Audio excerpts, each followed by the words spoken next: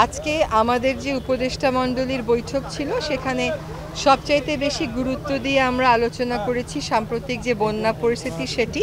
আমাদের সিদ্ধান্ত হয়েছে যে সর্বোচ্চ গুরুত্ব দিয়ে বন্যা উপদ্রুত সবকটা জেলাতেই উপদেষ্টা মণ্ডলীর সদস্যরা যাবেন।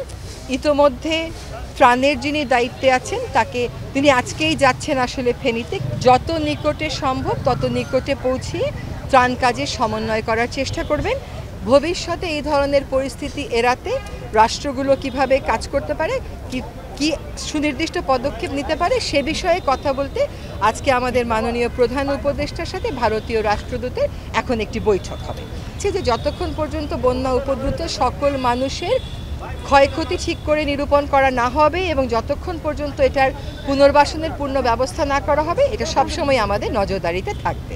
আহত এবং নিহত যারা আছেন এই গণ অভ্যুত্থানে তাদের ব্যাপারে একটা ফাউন্ডেশন হবে। এই ফাউন্ডেশনের প্রধান হিসাবে আপাতত থাকবেন আমাদের মাননীয় প্রধান উপদেষ্টা এবং এইখানে ফাউন্ডেশনের অন্যান্য সদস্যের মধ্যে গুরুত্বপূর্ণ পদে থাকবেন যারা আসলে আহত নিহত হয়েছেন, ক্ষতিগ্রস্ত হয়েছেন এমন পরিবারের সদস্যরা। ফাংশনটা হবে মূলত যে যারা আহত নিহত হয়েছে তাদের চিকিৎসা, পুনর্বাসন, একই সাথে এই গণ অভ্যুত্থানের স্মৃতিটা ধরে রাখা, যাতে প্রজন্ম থেকে প্রজন্ম জানতে পারে যে আসলে কি হয়েছিল। এক পর্যায়ে এটা একটা আইনি কাঠামোর মধ্যেই আমাদেরকে আনতে হবে, যাতে করে জনগণের টাকায় যেটা হয় সেটার এমন কোনো নামকরণ হয় যেটা কোনোভাবেই ফ্যাসিবাদকে উস্কে দিতে না পারে। আর আরেকটা সিদ্ধান্ত হয়েছে যে আমাদের স্বরাষ্ট্র উপদেষ্টা মহোদয় উনি কয়েকজন আমাদের অন্যান্য উপদেষ্টা এবং দেশের আইন বিশেষজ্ঞদের সাথে বসবেন।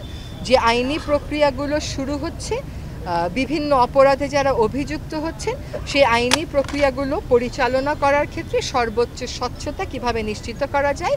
যে বিভিন্ন মানুষ বিভিন্ন বিষয় নিয়ে প্রতিবাদ করছেন, সেই প্রতিবাদ তারা করতেই পারেন, এটা তাদের অধিকার। অনেক বছর তারা অনেক কিছু বলতে পারেননি, কিন্তু ওই প্রতিবাদের কারণে যাতে জনজীবনে কোনো বাড়তি অসুবিধার সৃষ্টি না হয় সেটা নিশ্চিত করার জন্য এই প্রতিবাদের সাথে সরকারের কি করে একটা সম্পর্ক করে ফেলা যায়, প্রতিবাদটা কোথায় হলে কেমন করে হলে ভালো হয়। আরেকটা বিষয় যেটা আলোচিত হয়েছে যে আমাদের কোস্টাল ফিশারিতে আপনারা জানেন অনেক বিদেশি ট্রলার ঢুকে পড়ে, সেটার ব্যাপারে কোস্টগার্ডকে বলে দেওয়া হবে যাতে করে আমাদের যে কোস্টাল ফিশারি সেখানে আমাদের বিদেশি কোনো অনুপ্রবেশকারী আসতে না পারে, আমাদের ওই ফিশারি সমুন্নত থাকে।